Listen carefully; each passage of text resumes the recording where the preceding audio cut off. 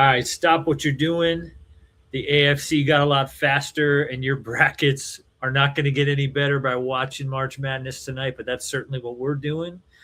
This is episode 77 of the Sideline Podcast. We've got Alo, Tyler, Booker, full quad box for the full show tonight while we watch round two. We got Duke out here dodging bullets. Iowa State, unsure if they're going to be able to make it after Jefferson injury. Talking NFL, we're going to sprinkle in a little Major League Baseball. We were going to can it, and then Alo was like, "No, bring that thing back in." He's got some spicy takes on Major League Baseball, and then we'll end the show with NFL kind of post free agency type discussions. So let's get right into it here, fellas. Let's get into our what's trending. So, how you guys doing? Let's start there. Let's take a deep breath, settle into it a little bit. Try to be more relaxed. We are throwing this back a little more old school with we are watching games live. When we first started the show, Booker and I were just watching college football on Saturday nights and then reacting to whatever was happening on the TV. That we still do a little bit of that, but obviously tonight we're all a little distracted with some March Madness. But how are you fine gentlemen doing on this Saturday evening? What are the Zags doing, man? Come on, Gonzaga. I'm doing well. Thank you for asking, Kevin. March Madness has been good to me so far, but my bracket is about to take a little hit here if Gonzaga doesn't turn it around in 30 seconds. But what about you, Alo? The game's already coming down to the wire. Okay, all right. I'm doing great. It's a great Saturday, but I will say my bracket is horrible. But hey, my Canes are still in it. Something to be happy about. I'm not gonna lie. I'll take it. Listen, fellas, I'm still free rolling here. I'm still wearing the championship shirt. I'm just free rolling through March Madness. IU didn't even make it, but that's all right because we already got a championship trophy in Bloomington, so we're doing just fine. That's right. Indiana, the football school. Who cares about basketball? Yeah, exactly. What a world. So. What a world. I mean, they only made a movie about the Indiana Hoosiers basketball team, but whatever. Just a movie. All right, let's get into some trending stuff happening this week. We're going to throw this one over to you, Alo. So, big news this week. We had the Broncos with the big splash. They were aiming for A.J. Brown. That's what they were hoping for. Bringing A.J. Brown and Dallas Goedert to town. That was what I was hearing from all the Broncos fans. Yeah. Aiming for A.J. Brown and then hitting Jaylen Waddle is not a bad miss if you could consider that a miss. So, Alo, does this trade make the Denver Broncos favorites in the AFC? Obviously, they were a Bo Nix injury from potentially beating the Patriots and getting to the Super Bowl this year. But who is stopping the Broncos in 2026? I'm gonna be honest with you. Nobody's stopping the Broncos. They are the most complete team now, and they have a top 5 wide receiving core. I only have Chase, Higgins, CeeDee Lamb, Pickens, Puka and Adams, and A.J. Brown and Smith. They got a Super Bowl, so you can kind of interchange them. But at the end of the day, are they still going to be together after June 1st? I don't know. So I do have Waddle and Sutton next. I will say what the Broncos are getting. I mean, they're getting a start. Waddle had 3 years. His first 3 years, he had 1,000 yards, and in 2022, he had 1,000 and I think 396 yards receiving. He's a beast, and I think with Bo Nix throwing him the ball, I mean, like if you looked at the games last year, I know not a lot of people were watching the Dolphins play, but when Tua and Ewers were out there, they were missing Waddle. I mean, he could have easily had 1,000 yards this year. He fell short with 915, but he could have easily had 1,000. And I think now he's going to be on a winning team. And, Sutton is 2, Waddle's 1. I mean, that's going to be big for Bo Nix too, because he wants to throw the ball down the field. If you watch it, he's trying to throw it deep to Mims. And, man, you got, 4-3, and Waddle going down there catching the ball. Yeah, it's going to be big. I mean, they definitely took their weakest thing and made it a positive for sure. Yeah. And the Waddle just works so much better in Denver when it's snowing than in Miami.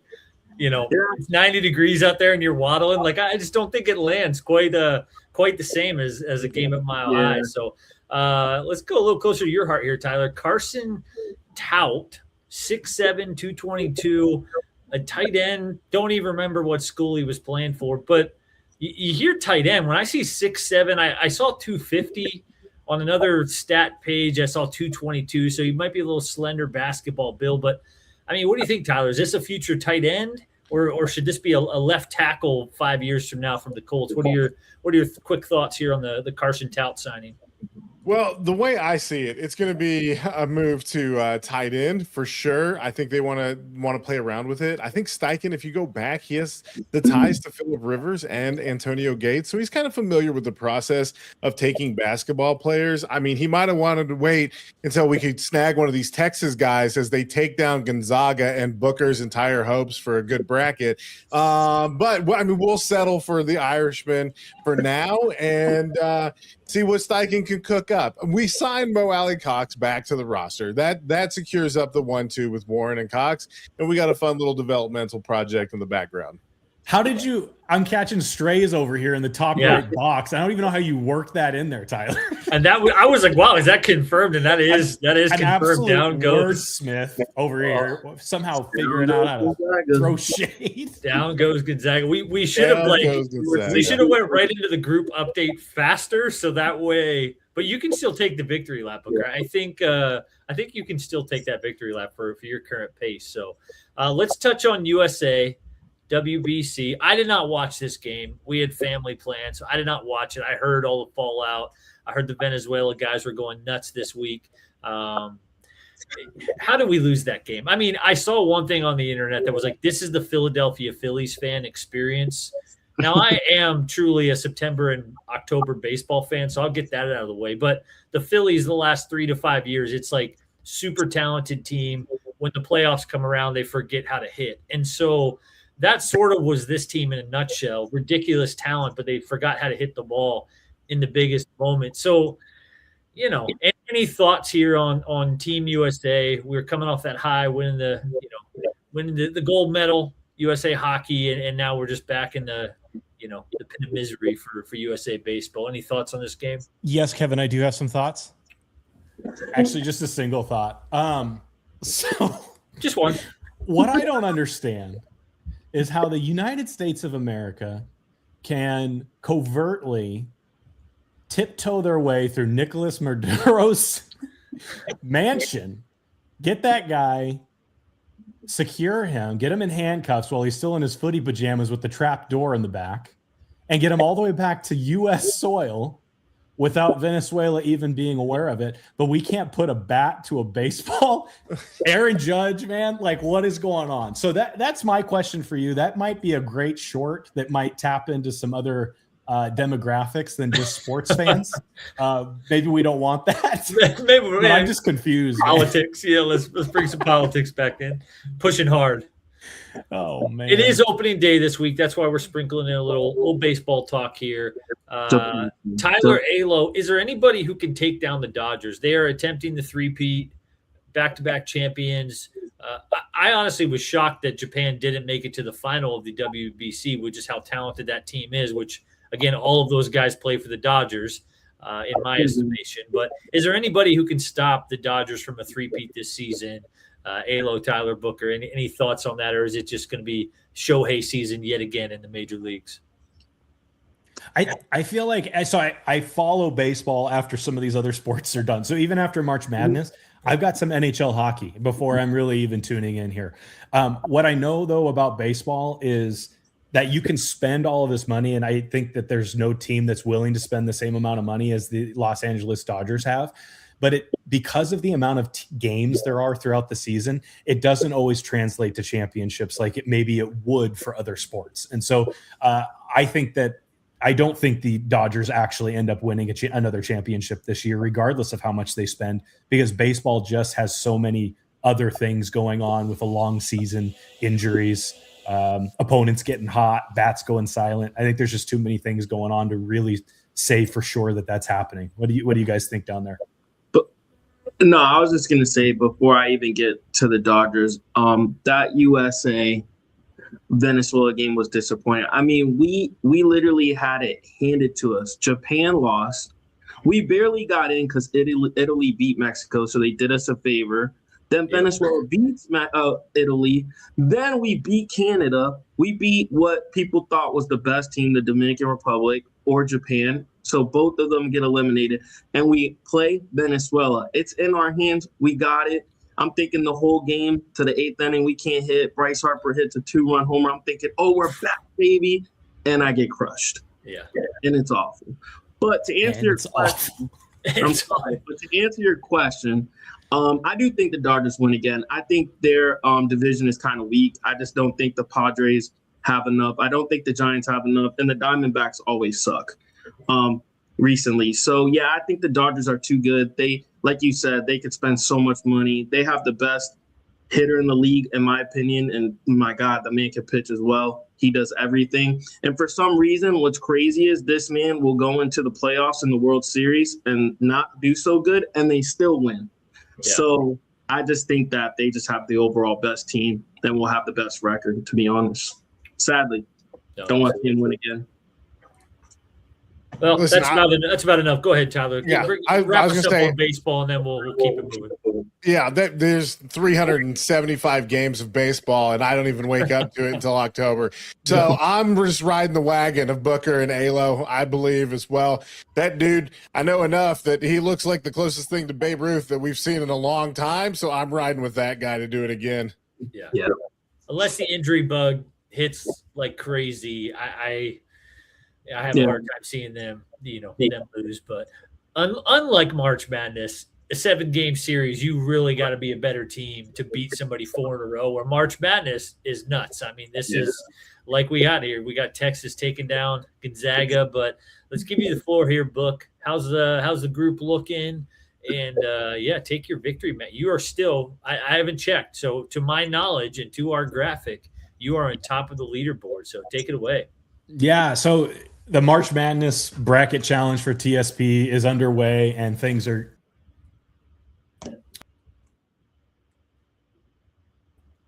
which is really great. Things are getting super crazy in here. I don't know. I promise that I did not utilize AI to fill out my bracket. So the fact that I'm at the top there is pure luck. I am still going to be at the top because the two other individuals that are looks like Conryle and Pyro Central on TikTok, we're all tied. But we all took Gonzaga in that game against Texas. So, and Shane Palma as well. So as far as max points available, I still edge out. Oh, no, you know what? I don't. Conryle has taken over as having the most max points. And so we had 140 brackets this year, which last year I think was 26. So an incredible amount of growth and fun in this bracket. So I'm feeling good about my bracket. I was in the top 25,000, but after Gonzaga losing, that's no longer going to be the case. So we'll keep everyone posted.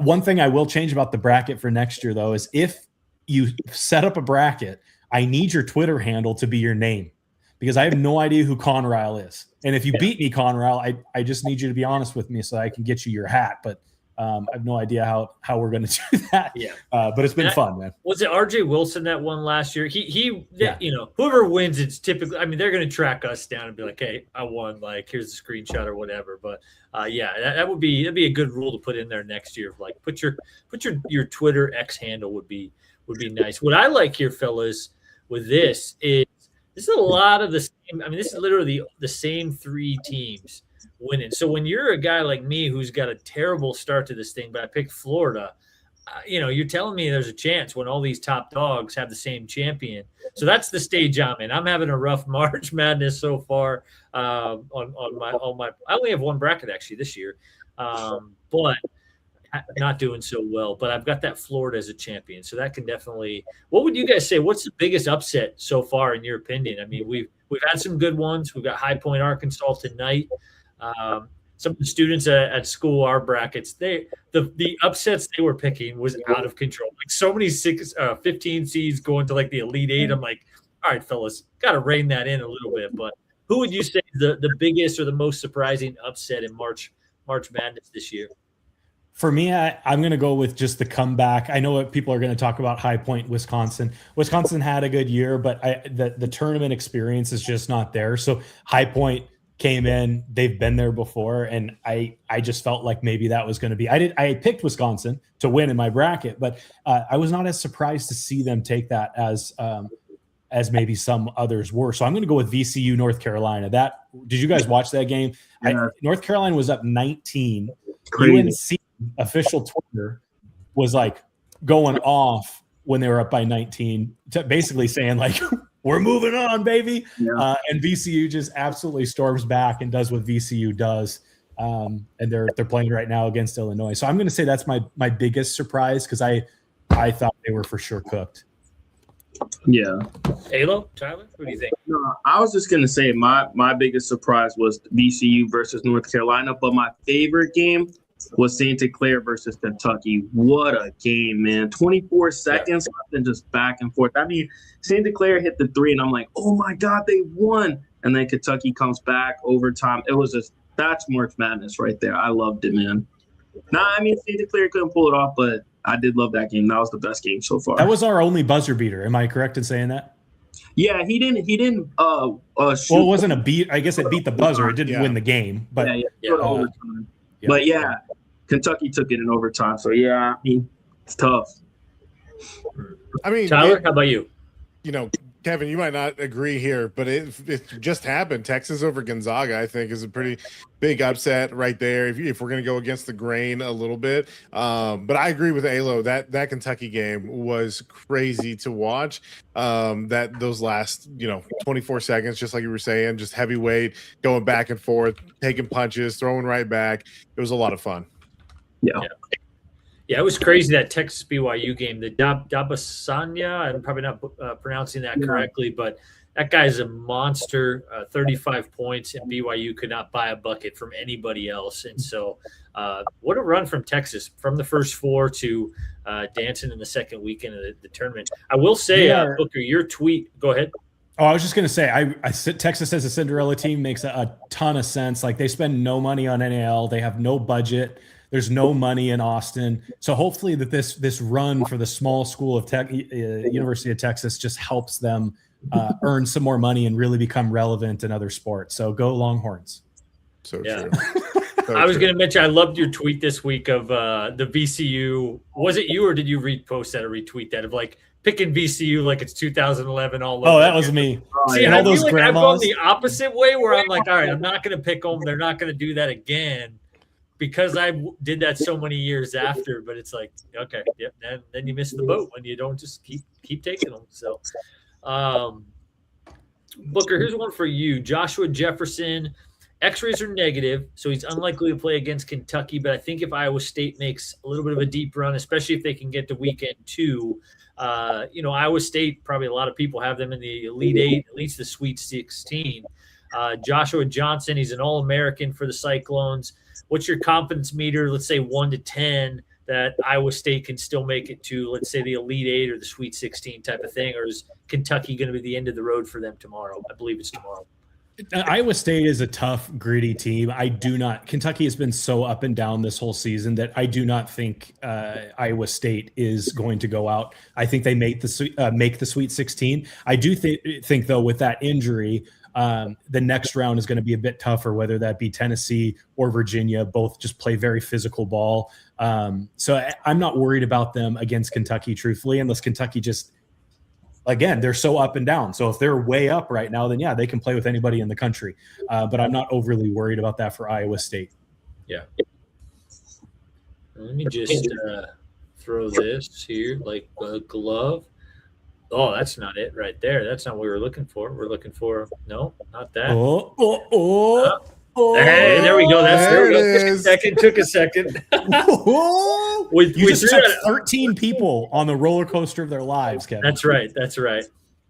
All right, so let's keep going here in March Madness. So we've got Hogs versus Vandy Hogs versus High Point. I'm officially a Hogs fan. Shout out Duffy for converting me. I was a free agent, and I think I pitched my wagon to the right team. I don't remember the kid's name, but he's like a top recruit for next year.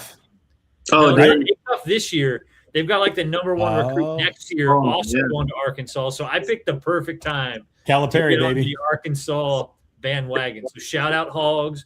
whoop pig suey, whatever else I'm supposed to be doing with being a Hogs fan. So WPS, man. we got WPS. them tonight. Vandy versus Nebraska. Any early predictions on those games? Are we going to get a buzzer beater this evening, fellas? Or we think it's been a lot of like double-digit wins this second round these last couple games. So it's a little bit boring. I want to see the close action, but we think we get a buzzer beater here this weekend. This weekend you're talking about? Let's Or see just tonight. Let's see tonight? tonight. Are we getting a buzzer beater tonight? I guess is more specific. I do not think we're getting a buzzer beater tonight. Let's see here. So we got oh gosh, I'm looking at the wrong page here, fellas. So it looks like High Point. I don't think High Point's going to stick with Arkansas. I actually took Nebraska over Vanderbilt. I don't think that's going to be as close as maybe people think.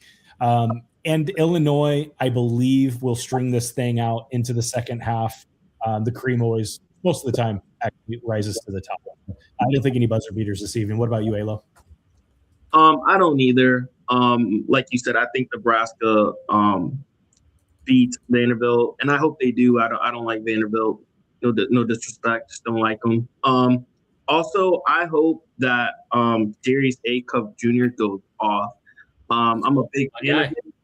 I'm a big fan of his. I think it's between him and AJ from BYU to go number one in the NBA draft. I'm not a big fan of Darian Peterson. He just gives me that load management vibe, and I don't like it. It's like he wants to play when he wants to play, and I don't like that, especially if you're in college. You're Kawhi Leonard, you're making millions of dollars. Okay, I get it.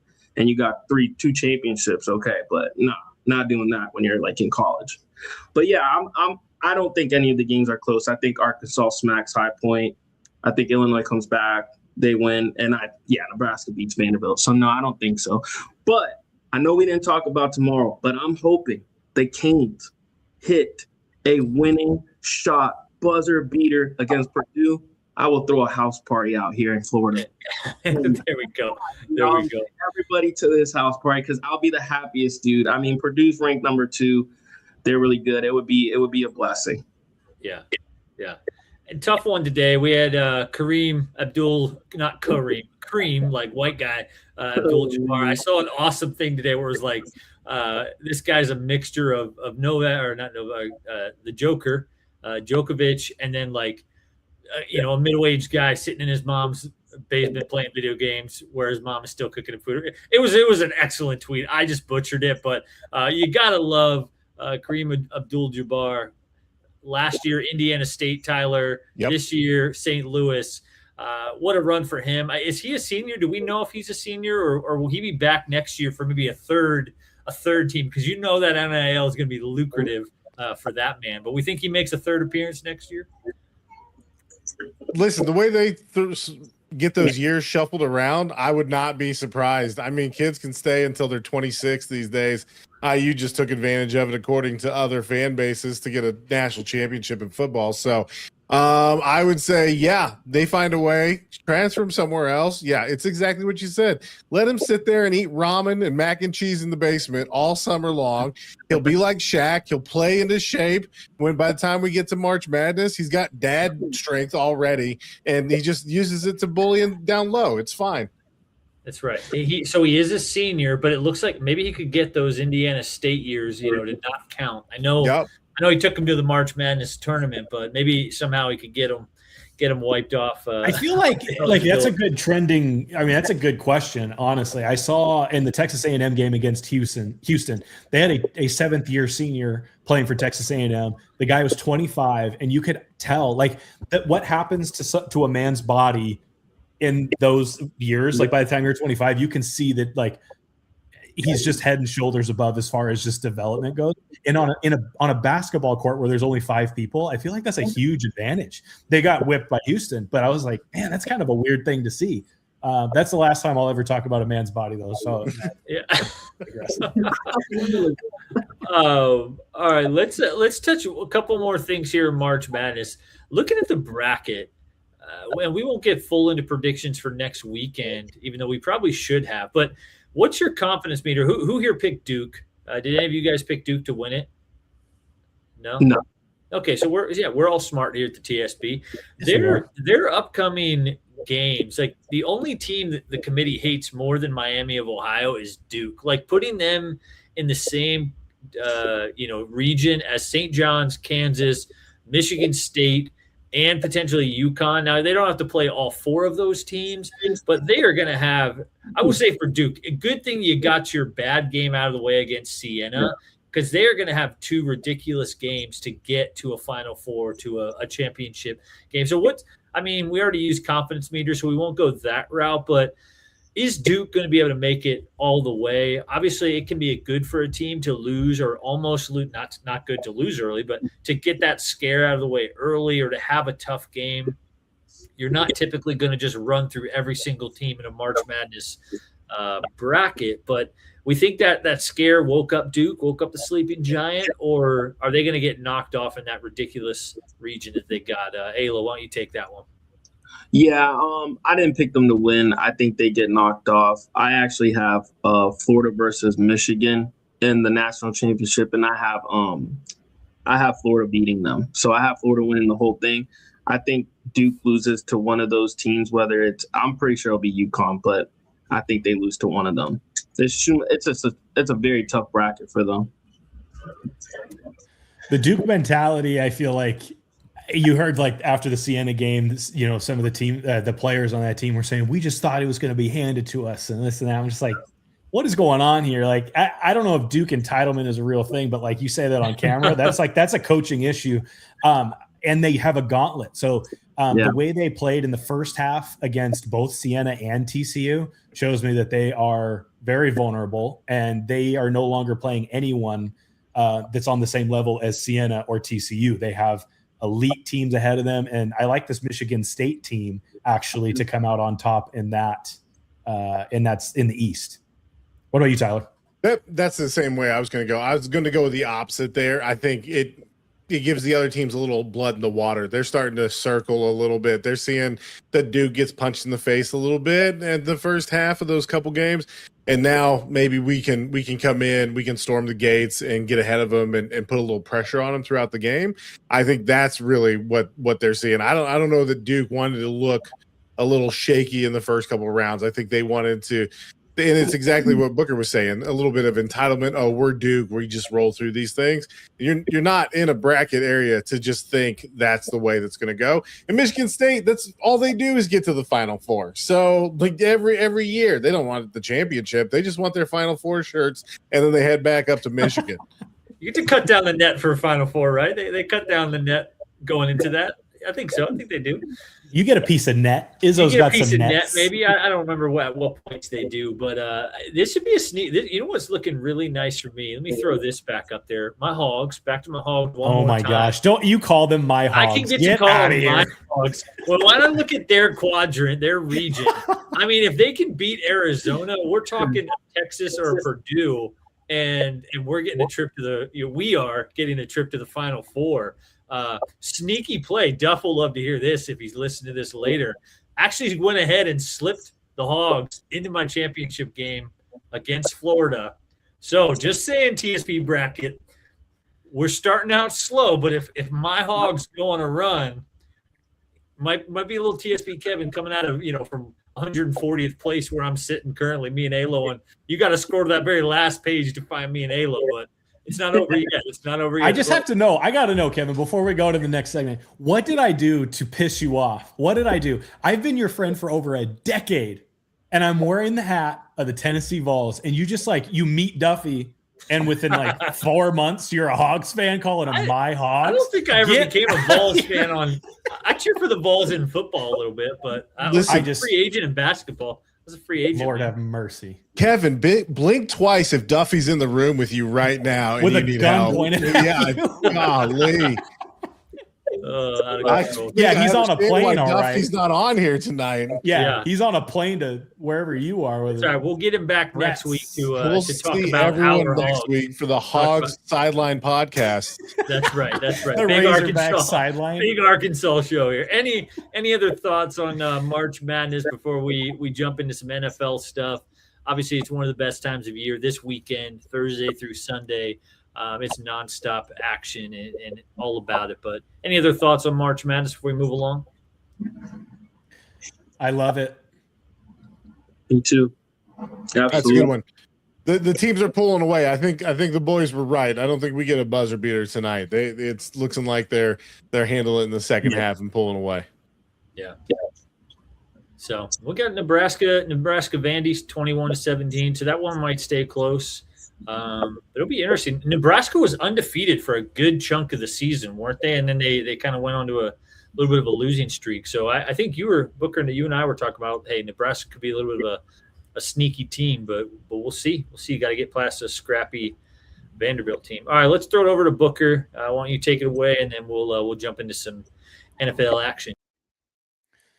Hey, everybody. Thank you so much for coming on and listening. As you just saw, it is possible to make a different decision when it comes to things that you enjoy and teams that you pull for and content that you take in. Kevin moving from my Tennessee Vols to the Arkansas Razorbacks in a split second. That means if you're listening to ESPN, Pardon My Take, Stephen A. Smith, it doesn't matter. You can make that switch over to TSP right now at the TSP community. It shows that you care. It shows that you like to laugh, because that's what we do over here. I can see the guys laughing right now on camera. So yeah, feel free to join us. We have fun. We're on every single week at 6 p.m. Pacific time, and we'd love your support at the Sideline Podcast at the TSP community. Thanks again for being here. This guy. Yeah, that was me laughing, because that is out of here. You made it sound like I was just, I mean. I know. I made you sound real bad. I do have some in-laws that are Tennessee fans, so I'm conflicted, but doesn't sound like it. Can I be a Tennessee football fan and Arkansas basketball? I can't do that. It's SEC crossover, man. You don't mix. You don't mix. We know what happens there. We found a flaw in my system. But I've already been talking about getting an Arkansas tattoo, people on X. So I think that'd be beautiful. I think I'm kind of pot committed on this at this point. But wow, what a day.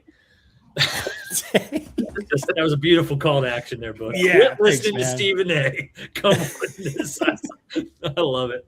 I love it, man. All right. Oh, let's get into some NFL stuff. Obviously, we got cut off a little bit early last week.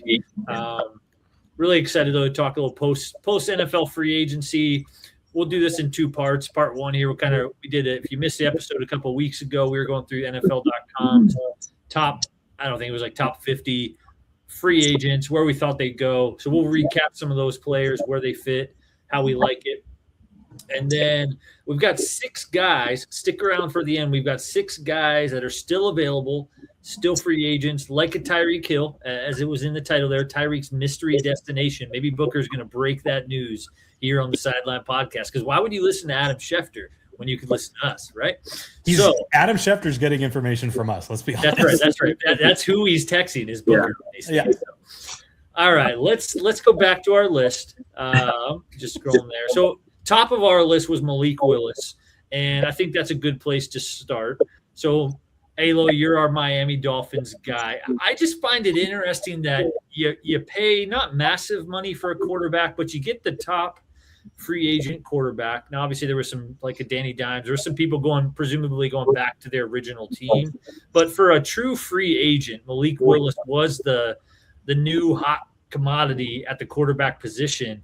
And your first order of business is to ship his wide receiver 1 out of town. That's bizarre behavior for a franchise. Now, clearly, you're in, let's just burn this thing down and tank. But is this over before it even starts for Malik in Miami, Alo? I mean, what are the Dolphins doing? No, I actually think that the Dolphins draft 2 wide receivers, 1 at 11. I think they either get Tate or Lemon now that Waddle's gone, and I think they draft another one in the second round. But if Cooper's there from Indiana, shout out to Tyler, I think we take him at 30. But my hope is that we take Tate, we trade down for Sadiq at tight end from 30 to maybe with the Eagles, and we get Sadiq, and then hopefully Malik Willis is that guy, and we get Jeremiah Smith next year. But I do think what the Dolphins did was good, because if Malik Willis isn't the guy, we still set ourselves up for one of the three quarterbacks, Arch, Julian Sane, or Dante Moore. So I'm cool with that. I'm not hating what we're doing. What I would have hated is if we stuck with Tua for another year. That would have been awful, and I would have been asking you guys, what teams do I want to go to next, like you did with Arkansas. Just like you did. I will say having is it Halfley as coach, that certainly helps his. I think he signed a 2-year contract with the Dolphins. That's certainly having a head coach who's got experience with you, who's probably thinking, hey, we want you for the next decade. Yeah. Let's do a 2-year deal, kind of figure this thing out. But it's the NFL. It's not for long. So they don't have too many years to figure this out before people start getting fired. And like you said, you bring in the next first-round draft pick quarterback and Malik Willis, time in Miami's looking like Frank Gore's trip to the Eagles. So, it'd be interesting. So, let's go here. I'm just adjusting my graphic here. Let's throw Danny Dimes up here for you, Tyler. So, Daniel Jones back to the Colts. We got 2 years, $88 million. I think teams are learning. I think the NFL is getting smarter to not be giving away these Tua, these Kyler. Hey, you're a first-round quarterback. Let's give you $250 million and see if it works out. No playoff wins, no real accomplishments. You can do the Zach Wilson throw. Let's give you the big deal. So I think teams are getting smarter. What are your thoughts, Tyler, on this contract for Danny Dimes and Colts? It seems like team friendly. 2 years, $88 million guaranteed, so like 44. That's pretty good in the current climate. Not quite that 30 of a Darnold or a Baker, but are you happy with this contract, or do you think the Colts probably overpaid a little bit for him? I'm fine with this contract. It puts it right in the 2-year frame, just like you said. We traded the first round picks for Sauce Gardner. Ballard you would have thought he was on his last leg 3 years ago, but truly has to be. This is the final experiment. You either have it or you don't. And you can't just gamble, like you said, on the first 10 games and ignore the entire history behind it. So when the rumors were first swirling there and they were talking $50 million a year and he wants 4 years and da-da-da-da-da, that was a no. That was an absolute no. I loved the transition tag that they used on him. I thought that was the right play. Go ahead. You know what? You go find you a suitor that says, yeah, we'll send this contract at you, and then you come back to us and we'll discuss what it needs to be from there. I think you can't overlook what the role Steichen played for him and the role that the team being built as it was on the offensive side, Jonathan Taylor, Alec Pierce, and all of that played into the resurgence that he had just as much as him kind of fitting into a scheme played on the other side. So I think it's a fair price. I think it's the perfect 2-year thing. You know what? You go out there, you prove it. We can restructure. We can do what we need to do. We can extend it, but you got to come back from the Achilles, and you still haven't ever played a whole season. We have to see you make it through an entire season and a couple games into the playoffs before we're going to send big money here any further than that. So I agree. It's team friendly. I think Daniel gets what he deserves and knows that he still has more to prove. You love the agents fleecing hey, it's worth up to $100 million. So he could get to that 50. Great finessing from whoever structured that deal. Alo, Booker, what are your thoughts on this Danny Dimes? You going to live up to a $50 million a year quarterback, or the Colts going to regret this move? I mean, what was their other – I'm asking a Colts fan, or what was the other option? I mean, look in the draft or like – but I don't know. Yeah, if that is the other option, then yes, they absolutely made the right move. Yeah. I mean, they were calling for Kyler.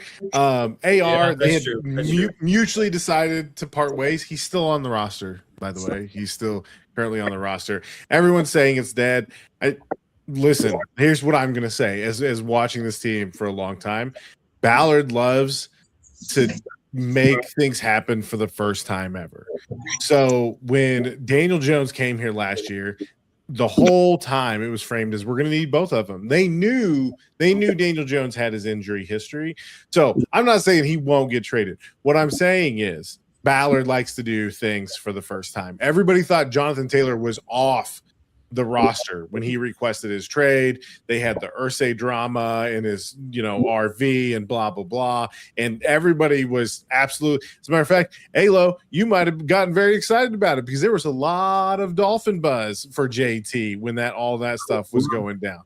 So Ballard likes to make sneaky things that have never happened before. But that being said, I don't know. I guess Riley Leonard is the answer after Daniel Jones, but he looked all right. He didn't look bad, and we might need to be in the race for a QB. So my question for you then, Tyler, here is: was signing Daniel Jones to this contract a win now move? Absolutely. Ballard and Steichen's jobs depend on it. They have to get the division and they have to get into the playoffs. Bar nothing. The owners and the girls, the Irsay girls know that they could convince the fan base a little bit to give it one more year, even though it's been one more year for the past 4 years. But this has to be it. They may lose every single season ticket holder they have if they don't make a move, if this all goes down in flames again. Yeah. I was just going to say, I think giving up your 2027 first was the mistake for Sauce Gardner. I don't think Daniel Jones was the issue. I just think the Sauce Gardner trade was. Let me ask you this, Booker. Were the Cincinnati Bengals the ones who leaked the Max Crosby bone on bone? Because did the Bengals finally get one over on the Ravens? They gave Trey Hendrickson 4 years, $112 million, up to $120. So that'd be $30 million per year. He's 31 this year, so we're talking a 36-year-old pass rusher. No, 35-year-old pass rusher is getting $30 million. They'll probably restructure it and all that. But did the Bengals finally get one up on the Ravens and say, you know what? We're going to get Max Crosby out of this division. We're going to give you our old pass rusher and make you overpay. I'm thinking maybe it was the Bengals and Joe Burrow were the ones who leaked that MRI. And obviously this is simmered down a little bit. Last week we should have gotten more into this. But Trey Hendrickson, Max Crosby, apparently they were going to play together on the same team because, the Ravens are going to be able to afford that. That makes complete sense. What are your thoughts, Booker? Is this a complete overpay? Or how's this going to pan out for the Ravens? I think it is and what do they call it in fantasy football when you miss out on the player you're going after? Maybe he gets drafted right before you, and so you reach and you overpay for somebody after that just to try and compensate. I don't know. There's an actual word for that, but somebody snipes you. Yeah, when you get sniped and you reach for someone that maybe is not deserving of that spot. I think that's what happened here. I think Trey Hendrickson was the next edge rusher that was available, but obviously not even on the same caliber, the same level. And so if the Cincinnati Bengals had anything to do with leaking that information, I would say, hey, Cincinnati, you have a lot more to worry about. Maybe put some of that effort into your own team there. As far as what that means for the Ravens, though, I think that it helps. Obviously, it helps them on the defensive line. But the main concern and what keeps me from saying the Ravens are now a front runner for a Super Bowl push, I put them maybe in a second tier for that, is their offensive line. I think that they've really skimped on that. I think they let. Oh goodness! And what is this guy's name here? They released their center. Lindenbaum. Yep. Because Lamar Jackson has been so mobile. It's like, oh man, we've got a guy that can just run around everybody. I don't know that we need to spend here, but now it's starting to show, or it has shown for the past couple of years here. And so I still think that they need to improve that aspect of their line, not the defensive line. They need to improve their offensive line in order to be actual contenders for a Super Bowl next year. And the interesting thing is we're going to get into our free agents available. I didn't put the offensive line on there because, it's not as buzzworthy things that people want to do, which O-line guys are available. No love for the big boys. That's right. But Mekhi Becton, he's out there. He's available. I think there's a couple tackles. So there's certainly some dollar store, some budget-friendly players out there that the Ravens could sign. You sort of already answered this question, but can the Ravens truly compete for a Super Bowl in year one with Jesse Minter? A lot of things would have to happen for that to be the case. Again, I don't put them in the elite tier. I put them in the same tier as I think the Chiefs, Bills, and Broncos both all three of them have a better chance at competing for a Super Bowl next year in the AFC than, and I'd even throw the Patriots, I think, in there as well. Again, I think it's the offensive side of the ball. There's a ton of studs on that defensive side of the ball for the Baltimore Ravens. Yes, Hendrickson will improve that, but you got to focus on some of the offensive stuff and protecting your quarterback. So I'm going to say no. Yeah, it feels like everything that needed to go right went right last year, and it still wasn't enough. All the injuries of Mahomes, everything lined up for somebody to take the reins in the AFC, and we still got the Patriots in the Super Bowl. So, we'll see. Let's go Kenny Walker here, signed with the Chiefs. He is. This is interesting with the Chiefs. They Justin Fields, obviously they traded or signed. Did they trade? They gave a picks for him. They traded for Justin Fields. He's presumably their week one starter if Mahomes is not back. Ayla, what's your fantasy football impact on K9 in 2026? Is he an RB1? Obviously, he's going to have that upside playing with a Mahomes and an Andy Reid. But, what are we thinking? Is the hype going to be real for K9 in Kansas City, or is this going to be a little bit of a letdown all around? No, I'm actually going to go further than just the fantasy impact. I'm going to go he impacts the actual Chiefs, and he helps Mahomes when he does get back, whenever he does get back, because Mahomes was the leading rusher last year for the Chiefs, and that's crazy to think about. Walker's going to come in there and definitely help that and take some stuff off Patrick Mahomes' shoulder. And another thing too is Pacheco's gone. They traded him to the Lions, so there's no competition for carries. It's all Walker. So just going off the fantasy impact, I think he's going to be a top 5 running back next year in fantasy. I really do. I think you should take him at least the beginning of the third or middle of the second, just because he has no competition. Yeah, I like it. Let's double back around here as well, Tyler, on the Colts. Alec Pierce, we talked about him. We had the $300 million man graphic. Obviously, he didn't get that much money, but they're paying him wide receiver 1 money. They shipped Pittman out of town. What do we think? Tyler, obviously you go first, but is Alec Pierce, with the pressure on, sleeping on those satin sheets, is he going to look like that wide receiver 1? This is a pretty large payday for a guy that had, 8? I know we said he had a lot of touchdowns, but was it 800 yards as his biggest yardage season? So it feels like a lot of money for an Alec Pierce, but obviously the Niners were in on it. There was a lot of teams in on him. To me, this feels like a massive overpay. Obviously, I think you're very much pro Alec Pierce because your team just gave him a huge old bag. But is he going to play up to that wide receiver 1 over the next couple of years, or is this another debatable move? With a lot of seats on the hot seat for Indy. Listen, this is what we talked about a few weeks ago. I said you tag Daniel Jones and you pay Alec Pierce. That is the play. That is what you have to do. He should have been paid at the beginning of the year when they could have saved some money on him. That was another major issue that Ballard did. Because, listen, I'm going to have to fact check you, my friend. This is my team. This is Indiana. All right. It's 47 receptions and 1,000 yards. Okay. He did get 1,000 yards on 47 receptions. Think about that. Those are crazy numbers. Now he's number 1. What will he do with those number 1 targets now? And that's the other part to this one. So I talked about it a few weeks ago. Everyone knows him from a national level as this burner guy. He goes down the field. He's a deep threat, blah, blah, blah, blah, blah. Not true. If you look back at the film and you look back at his targets, a lot of in routes, a lot of right there at the line of scrimmage, the line to go, because they trusted him to make those catches. And then the touchdowns came from that as well, all that trust. And then if you're focused on the Colts, you have seen him ascend over the years.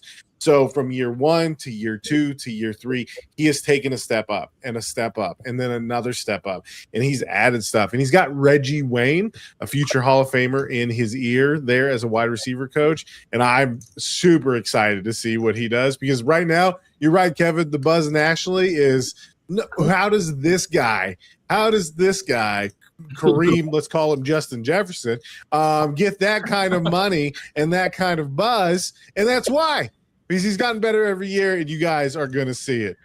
I just I don't know what it is, and I don't mind the Indianapolis Colts at all. I don't actively root against them, and especially now that we're friends, I wouldn't do that either. But there's still something in me that is saying, between the Daniel Jones pay and the Alec Pierce pay, it's almost like they either know something we don't know, or they're they're trying to get people paid before they have these breakout seasons, like Kenneth Walker, he wants way more money now, so he dips out. So it's lock these guys in now, even though I don't know that even though Alec Pierce had an incredible year last year and Daniel Jones showed some real talent when he was healthy, it still just feels like a lot of freaking money.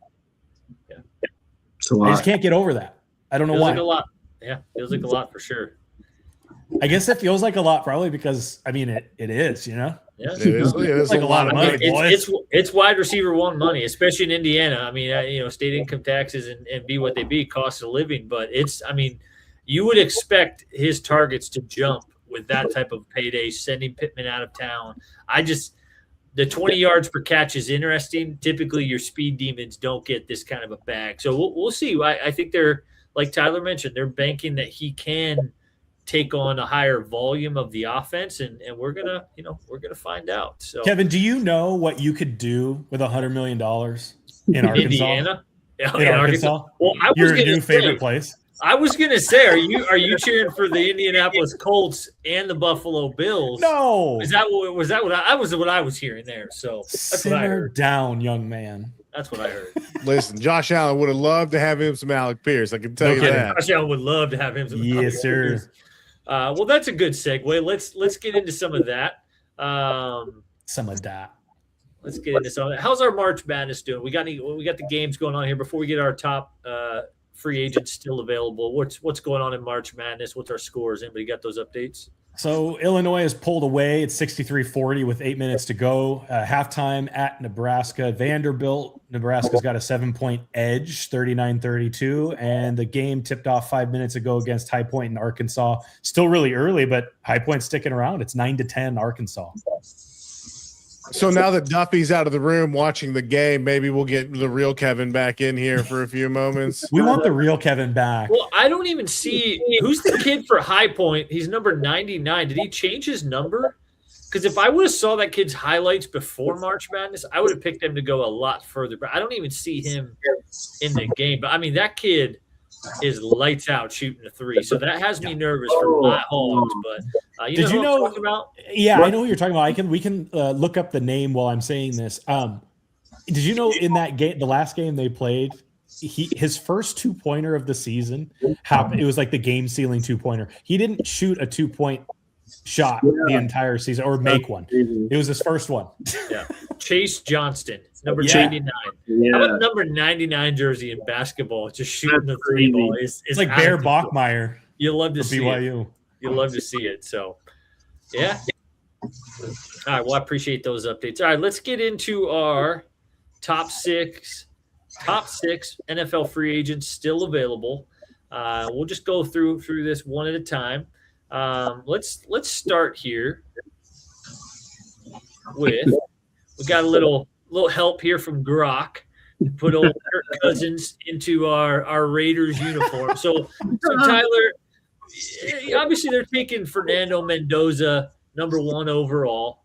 That is seems like the move. But what are your thoughts on Kirk Cousins signing with the Raiders? Maybe as hey, let's let Kirk go out there for 6 games. See how he does. If we're 6-0, we let him keep going, or just take some of the early hits, show Fernando how to be a professional. And honestly, these two guys seem like the exact same person, just 15 years apart. They're like the hype man, let's go, guys, like that. It seemed like the same guy. So this seems like a no-brainer to me. Tyler, you think Kirk Cousins a good fit in Las Vegas? Obviously, he's not going to get that $50 million backup job that he had for the Falcons, but am I crazy on this one? Listen, this could go one of two ways. Vegas could use a Kirk Cousins and needs to revitalize that area a little bit. Just run a bunch of gambling commercials with him yelling "you like that" over and over again after he's crushing the tables. It could also go the complete opposite way. If you put Mendoza and Kirk Cousins in the same room, the same quarterback room, listen, the Raiders are a bit built on a little bit of swagger. That they have flavor. Like that's what they are. They got this attitude. They got all that. If it's being led by Kirk Cousins and Mendoza, as much as I love Mendoza, they may lose every ounce of swagger that they have. Those two are not exactly known for that. Then on the other hand, it's Vegas. Maybe they both end up in gold chains, shirtless on the strip, just sitting there pumping everyone up, and that's great, and it all works out.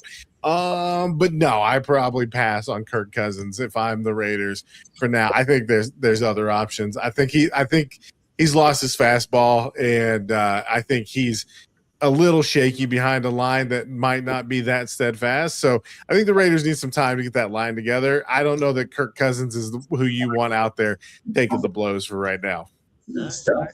Alo, what do you think? Kirk Cousins to the Raiders, or bad idea? Nah, I think it's a bad idea. I mean, I think Fernando Mendoza is the guy. I think he starts right away. He's super talented. And I don't know, man. A lot of people say like Mendoza and Kirk Cousins. I get it, but I'm more like Mendoza and Joe Burrow. I think Mendoza is that special. I mean, the man had 41 touchdown passes.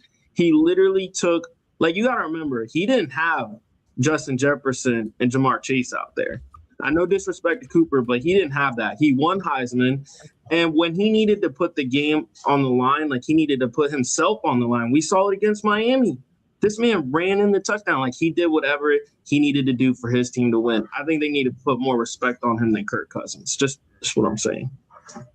All right. So shooting down my Raiders.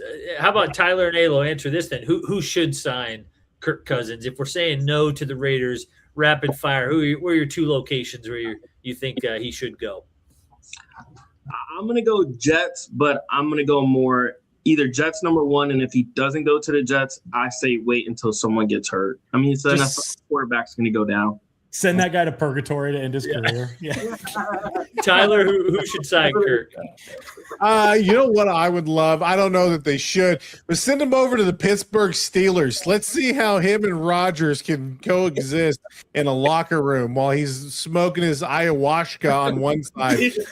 Cousins is trying to get a little Bible study going on the other side. I just want the dynamics.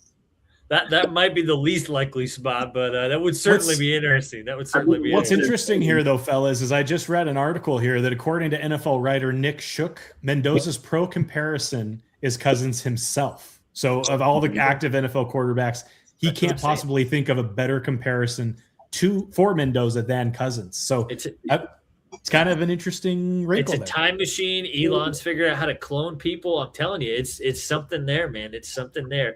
All right, let's keep it moving here with our second guy, biggest available free agents still available. So Juwan Jennings, Booker. This is the old, like, if you played fantasy football, which obviously you do, we all do.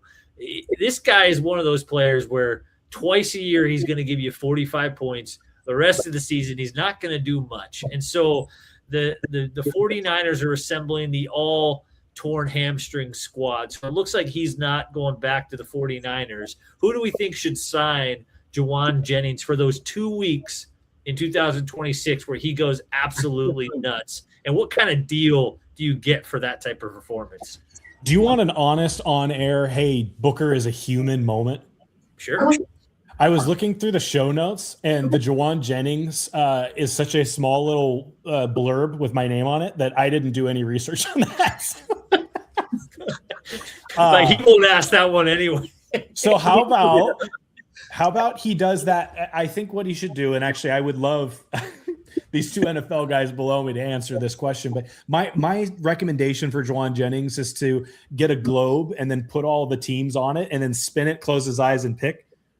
That's what I have to offer. That Tyler, do you have anything ALO on Juwan Jennings and where he should land? I've got stuff for the other guy that you talked about though, down the list.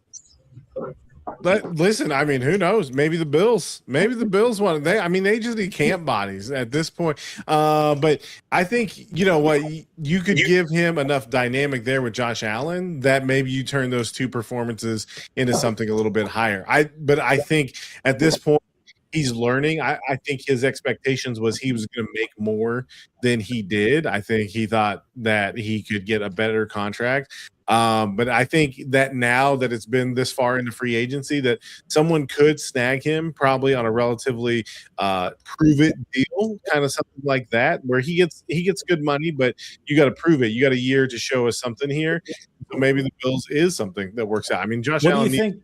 Oh, go ahead. Well, I think Alo and I got to take this. This is our Neuralink is probably synced up right now. I think Alo answered it earlier with the Dolphins taking 2 early round wide receivers.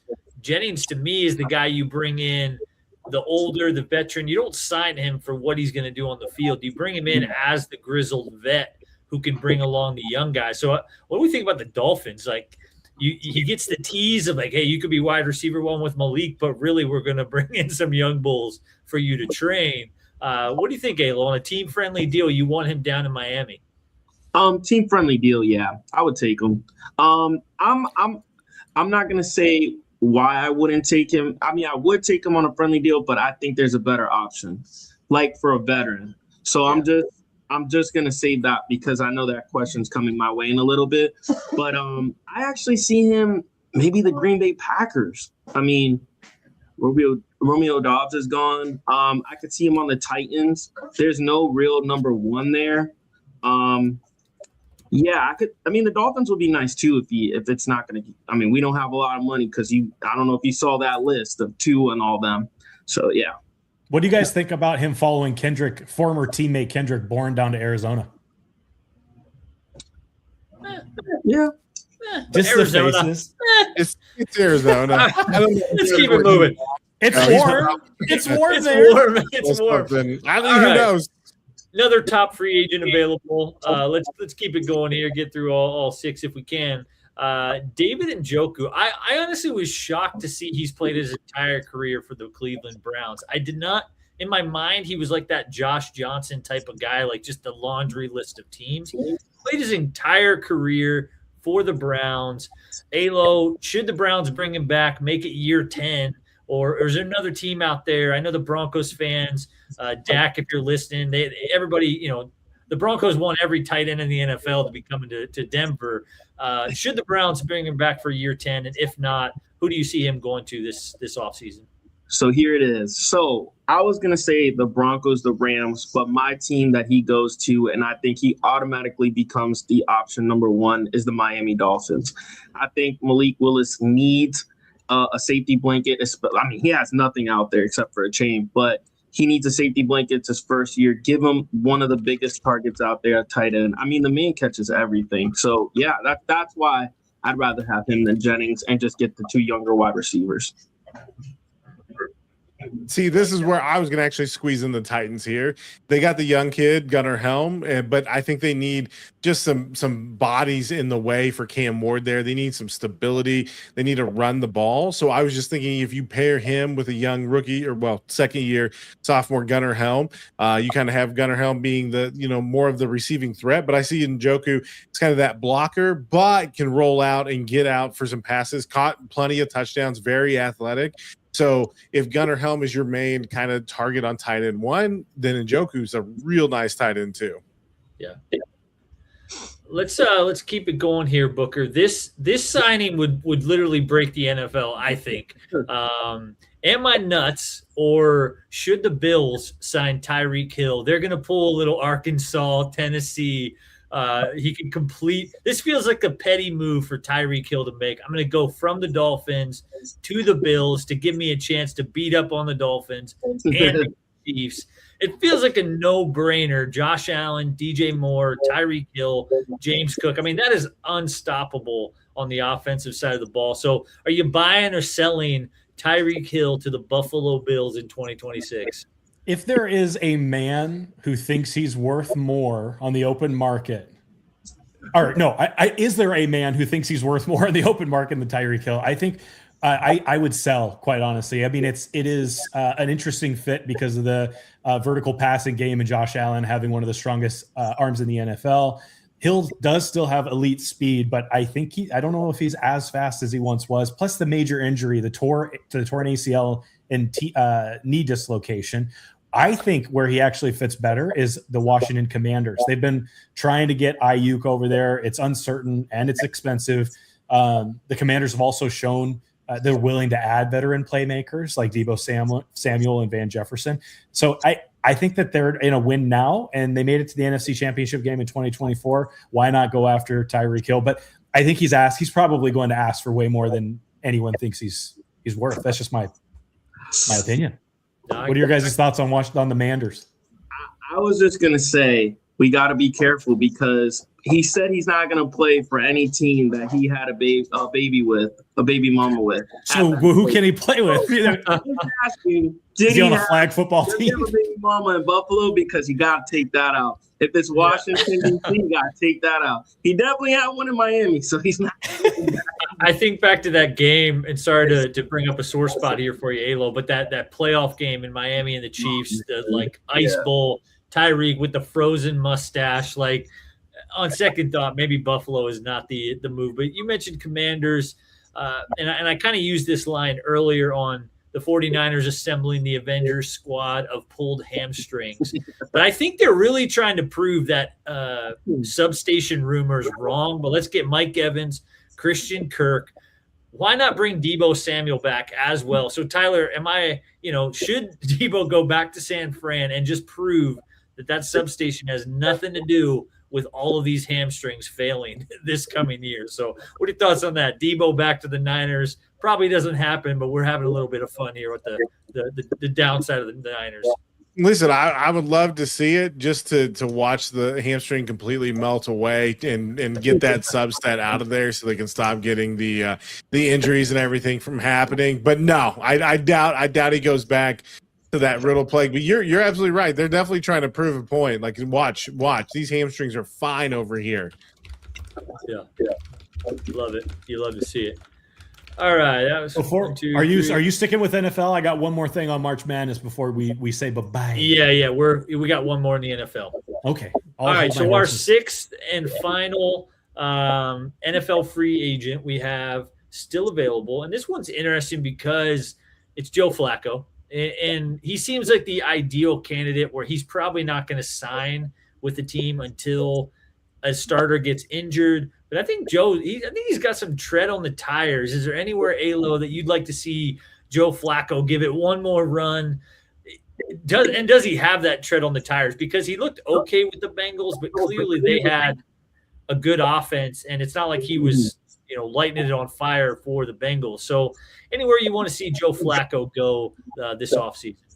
I'm going to make it super quick. I don't think he goes anywhere and is the starter. So I think he waits on injury. Look what he did when he got in there with when Joe Burrow went down. Like, he obviously didn't save their season, but he didn't hurt it. It was really on the Bengals defense. I think if a quarterback goes down, gets hurt for like 5 games, 8 games, he could save someone's season, especially a team that's really good. So if I'm him, I'm waiting. I just don't think he goes anywhere and becomes a starter. Maybe the Jets, but I don't know.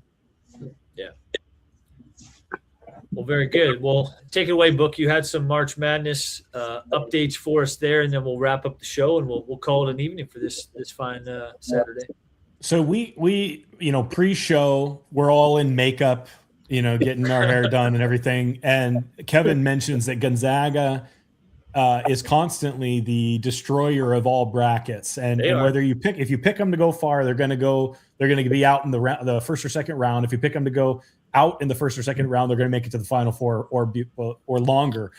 I kind of rebuked that right off the bat. I said, no way, man. But I just saw this post on X that after Texas beat Gonzaga, there were 0 perfect brackets left in the country. So Gonzaga literally destroyed everyone else's bracket. So you were right. Right. You'll love to see it.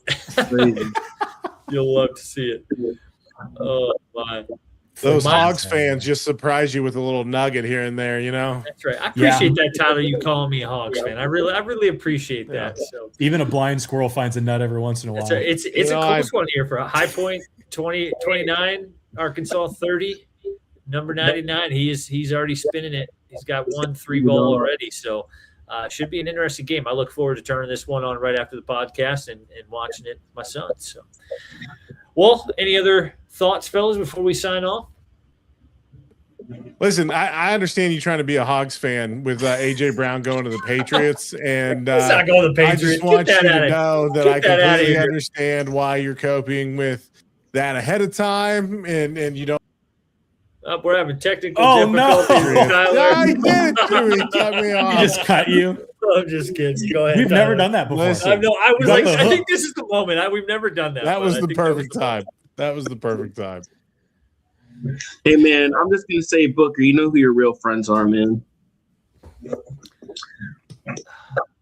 And the problem is, it feels like it's going to happen, but I don't think it should. But I'm like, I talked to Booker. What about is going to this. happen? You just don't think it I should. think he will probably get traded post June 1. But part of me still thinks like it's not the right move. Like any team you send him to becomes an AFC championship contender. And so you don't just trade away a player like that in their prime with a new offensive coordinator. Just feed him his 8 to 12 targets a game, and he will be happy sitting there reading his, enlightenment books, balling out. Like, you just feed him the ball. Diva wide receivers, they need the ball. You see this all across the league, across the history of the NFL. It's not that complicated. Just get him the targets that he needs, and he will be. He's a great teammate. Everyone raves about him. No, he is a great team. The Philly media, as an Eagles fan, the Philly media spins this junk a lot. Where you listen to the players talk about AJ Brown, they rave about him. So I think it's a lot of get me going on that. Get me going on that. But I got to get going here. Breaking Eagles fan coming to terms with the fact that quarterback can't feed AJ Brown. See you next week on the podcast. We'll discuss it. Thanks for watching, everybody. Have Just a the good plug. night. 6 p.m. Hit that subscribe button on YouTube, and have a good rest of your weekend. My apologies to that final bracket. Gonzaga screwed you over. There's always next year. So, all right, we'll see you guys next time.